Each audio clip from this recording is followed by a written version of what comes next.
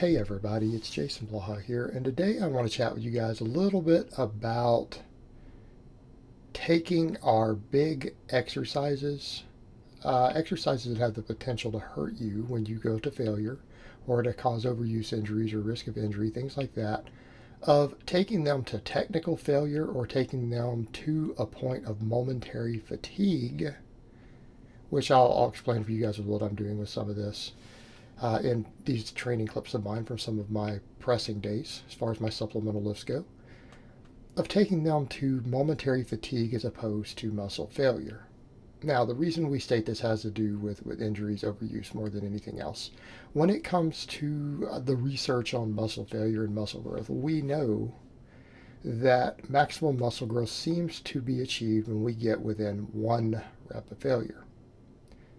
And the data would tend to suggest that every rep closer to failure you get on an exercise, the larger the hypertrophic response. Doesn't mean we have to go to failure. And actually, I would argue that going past failure probably doesn't produce real muscle growth, by the way. Right? You just need more gear to recover from it. For those who are blasting, and for naturals, it's probably not that good of an idea to do that often. But over to the point there.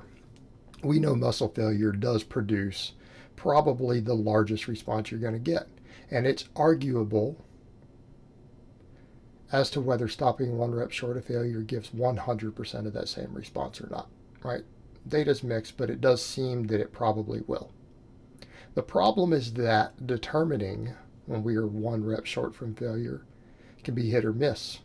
And if your training volume isn't pretty high, it can be a problem in terms of quality volume. Now, that's easy to solve with small movements. A lateral raise, a tricep extension, a hamstring curl, you can take them to failure. Done correctly, there's very, very little risk of injury or overuse from doing those. Well, overuse potentially, but we can rotate exercises. When we are doing bigger movements, this becomes a real issue. Now, I don't do any of my classic lifts. By the way, you guys will notice I don't do any classic lifts for my hypertrophy work. There's no need, there's no point.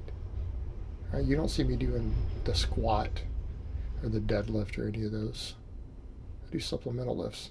Same thing with my upper body. I save my bench pressing for my max work. Like I'll do a floor press. Floor press is my hypertrophy. Do sets of 10. We even go higher on some of the other movements, right? Like I think we saw with this one, it's like a 5x10. So how do we determine where to stop? Well, you guys will notice as I'm doing it, when form starts to break down on some of these, I quit. Well, because that's technical failure, right? When the form starts to break down and you're having to shift bar paths or cheat at all, we have an issue. Well, we can't even do that with a floor press, can we? Look at that movement. What do? Well, I pick a weight that I think I can do my sets of 10 with because I try to stick with 10s. But if I can squeeze out an 11th on the final set, I will, right? Because that tells me it's time to increase the weight on it. But the idea is that when it starts to get difficult, I'll pause a little bit. You guys will notice when I'm really starting to struggle, I'll take a breather at the top. I'll hold it at the lockout for a second or two, get a breath, do another rep, because I know that I'm about to hit muscle failure. And we don't want to hit muscle failure.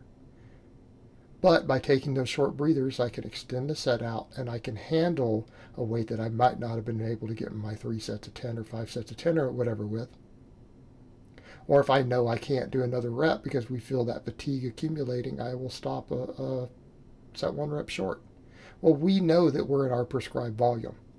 Okay? Because if you're going to do roughly 3x10, if that weight, the first set you can do 10 and it's challenging. Second set you start having to do some rest, pause, and some breathing at the top. We know that we're at a very challenging weight for 10s. And the final set you have to do that and maybe you can only hit 9. Or you've got to rest 2 seconds before you can even press out the 10th. We know that we've gotten somewhere. Same thing with maybe the inclining and the overhead pressing I'm doing here. Doing a pause on the last rep. Let's say you're doing a press like this and you're doing touch and go, right? Touch and go, keeping good tension at the bottom. This isn't bouncy touch and go, right? Maintaining tension on the pecs at the bottom, driving it up. Then as fatigue accumulates, because I think these are 15s, fatigue accumulates, what happens? When you know you're at that point, because on these I'm not necessarily hitting a target rep, just trying to accumulate fatigue, trying to be like 12, 15 reps, whatever I'm trying to do. You pause and then drive it up. And that one should be really hard. It should be hard. So by pausing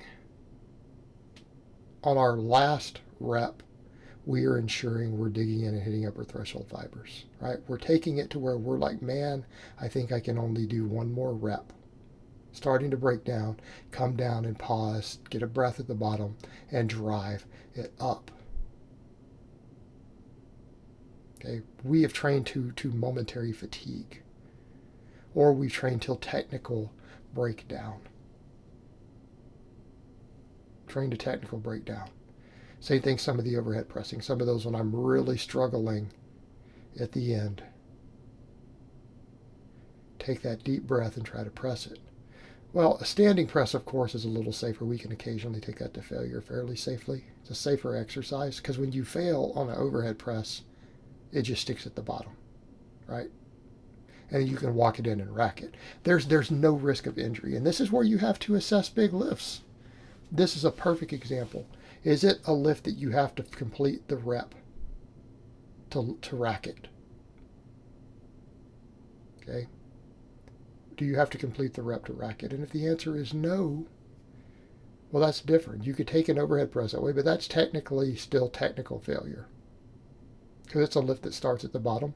You attempt to do one more rep, and you don't grind it. You just go to move it. If it doesn't move, well, you're good.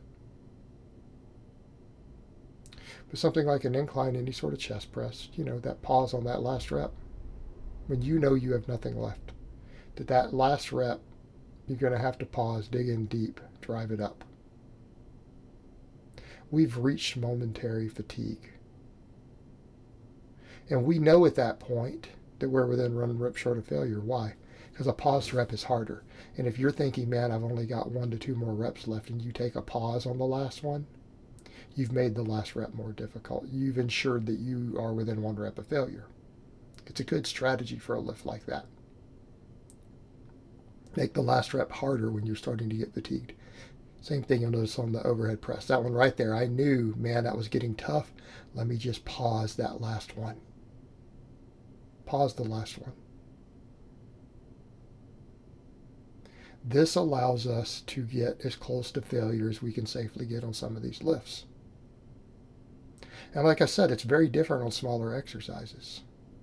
But big movements, and when we grind a rep and it gets stuck in the middle and then comes back down, we're at risk of injury.